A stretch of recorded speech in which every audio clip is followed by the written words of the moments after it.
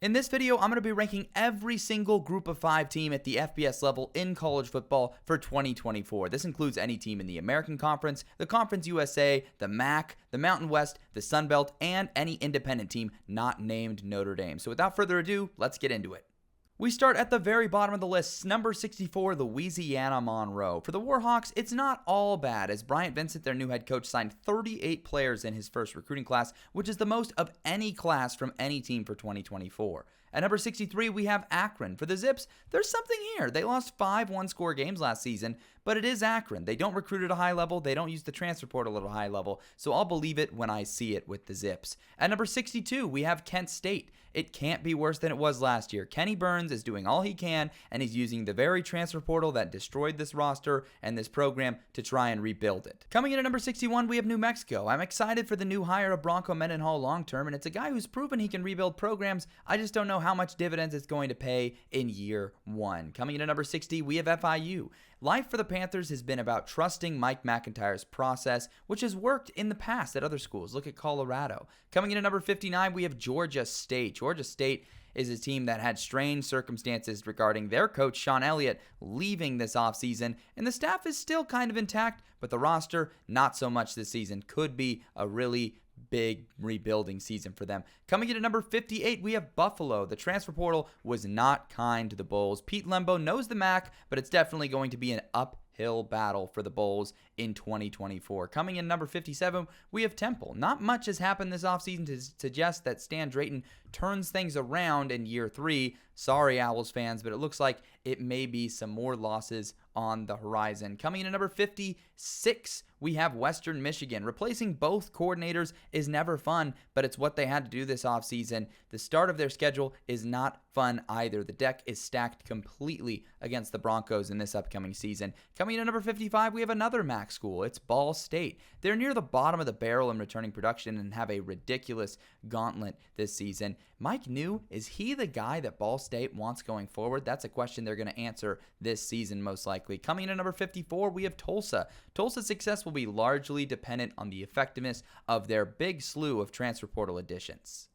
Coming in at number 53, we have Nevada. They have actually done a pretty good job in the transfer portal this offseason, but they have a meat grinder of a schedule, unlike anything I've seen at the group of 5 level, so things could be rough. At number 52, we have Central Michigan. Their production numbers are nice, the system is sound, and the schedule is friendly. There's definitely a bowl game in their future. Coming in at number 51, we have New Mexico State. There's not going to be any riding coattails for Sanchez as he tries to do stuff in his first year and rebuild after Jerry Kill left and the transfer portal really took a lot of the wind out of this program's sails. Coming in at number 50, we have another CUSA team. Their first year at the FBS level, Kennesaw State. This is going to be the team who we thought Sam Houston State was last season. A bunch of players opting to return for a chance to play at a higher level. Coming in at number 49, we have Sam Houston State. There was some much-needed staff shakeup, but some key returning starters should help this team flip some of those one-score losses from a season ago. Coming in at number 48, we have UMass. With the Minutemen, their success will be measured by their performance against MAC opponents. I don't think a bowl game is likely with how difficult their schedule is, though.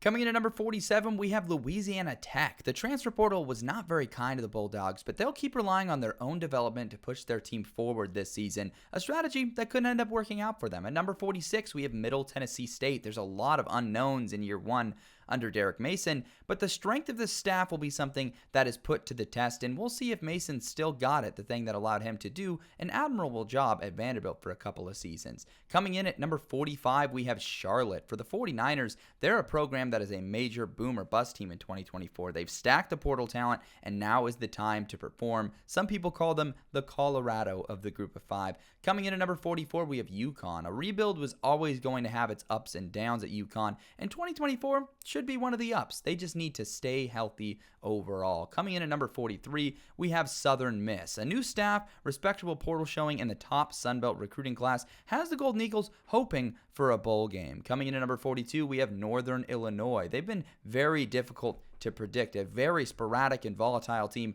under their current administration, so your guess is as good as mine for what they'll do this season. Coming in at number 41, we have UAB. They play a very light schedule that they can parlay to a bowl appearance if they play their cards right this season.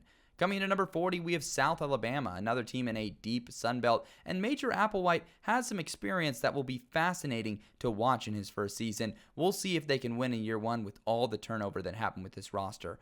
Coming in at number 39, we have Navy. For the midshipmen in the American Conference, they have a disciplined veteran squad that is capable of winning most of the games in their schedule, and it should be a much better year two under Brian Newberry. Coming in at number 38, we have Troy. The Trojans are taken over by Jared Parker, which is almost an entirely new team for a guy in his first head coaching gig. It's going to be the beginning of a rebuild for Troy, but some of their previous talent might be able to win them a few extra games this season. Coming in at number 37, we have Ohio. Regression seems imminent with the amount of roster churn that they saw, but Albin's a great coach. They'll still be bowl-bound. Coming in at number 36, we have Bowling Green. I think they're sneaky MAC title contenders this year. Loeffler's Falcons continue to close the gap on the top of this conference. At number 35, we have Rice. The Owls will be right back in the scrum at the middle of the conference in the American, and they might be sweating for a bowl game again. At number 34, East Carolina is a team that flopped horribly last season, and by all accounts, 2024 should prove that last season was a fluke, and an effective portal class should see to plug some of those big holes from last season. Coming in at number 33, we have Old Dominion. They're much closer to breaking out than people think. They lost a bunch of one-score games last season and have most of their key pieces back. At number 32, we have Wyoming. The transition from Ball to their new coach, Sauvel, is going to be smooth so far, and the inexperienced staff is going to be something that is tested in 2024. At number 31, we have another Mountain West team, Ken Niumatalolo taking over San Jose State. It's been a really solid coaching staff that he's assembled, and I think it's going to have this program in a position to compete after losing their longtime coach, Brent Brennan. Coming in at number 30, we have Hawaii. An exciting new offensive coordinator and the return of Shager and McBride means this team can keep up offensively with anyone in the Mountain West. It's going to be up to this defense to continue to play at a high level. Coming in at number 29, we have Coastal Carolina. There's a lot of pressure being applied to Beck's first couple of classes, and they'll be competitive in a deep Sun Belt conference in 2024.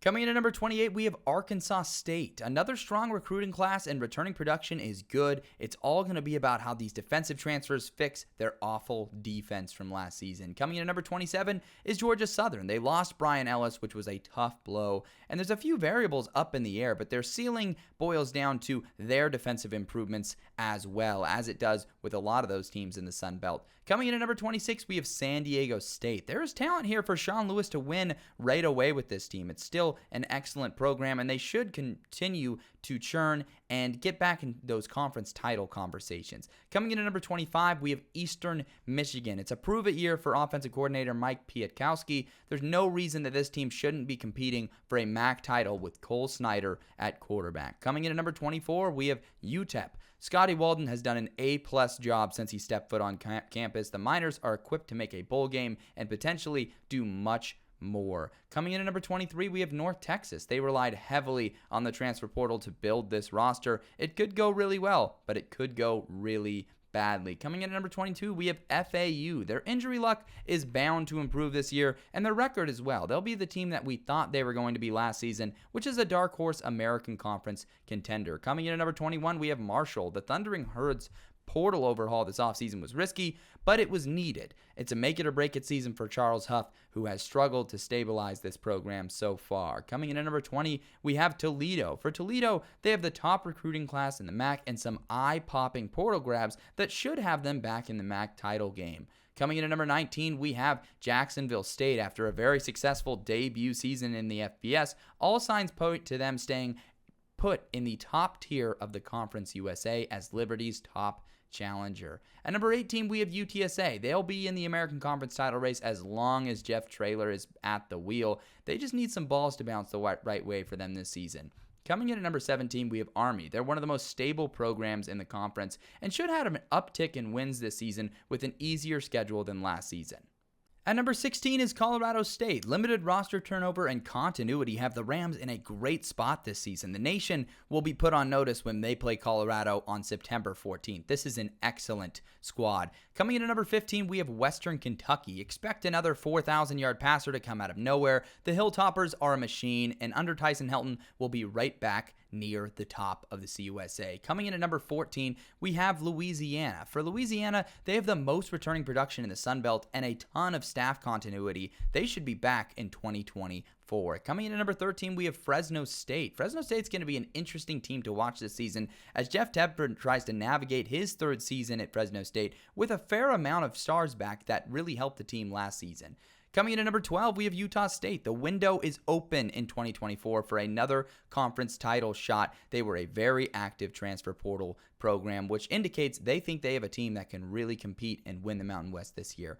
Coming in at number 11, we have Air Force. This veteran staff should have no issues replacing all their lost production. A Mountain West title is likely out of the question, though, because of how much they did have to replace this offseason. Coming in at number 10, we have James Madison. It's going to be Bob Chesney's team in year one, and there's no reason this team can't win right now with what he's brought to the table. Coming in at number 9, we have Miami of Ohio from the MAC. Miami is returning a ton. It feels illegal how much talent on this team returns. They should be the first repeat MAC champions since 2012 when NIU did it last.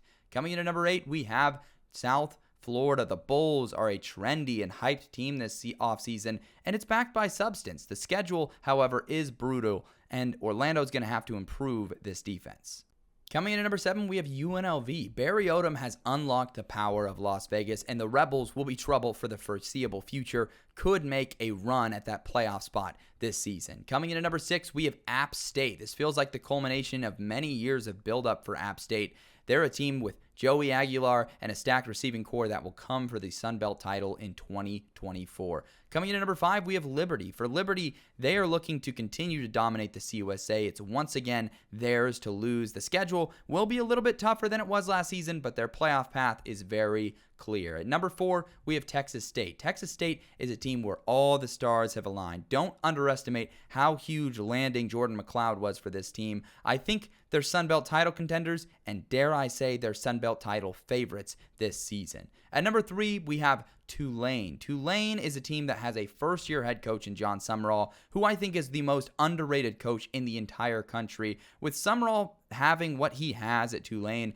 I think that they could win the American Conference in his first season with the best staff at the Group of 5 level. Coming in at number 2, we have Boise State. The Broncos have essentially zero reasons they shouldn't win the Mountain West this season, and their sights are set on a potential playoff bid with Malachi Nelson at quarterback. And coming in at number 1, we have Memphis. The Tigers check every box of a playoff team in the 12-team era. Seth Hennigan may be the best quarterback at the Group of 5 level, and they'll need him to be in order to earn this number 1 spot in the entire Group of 5.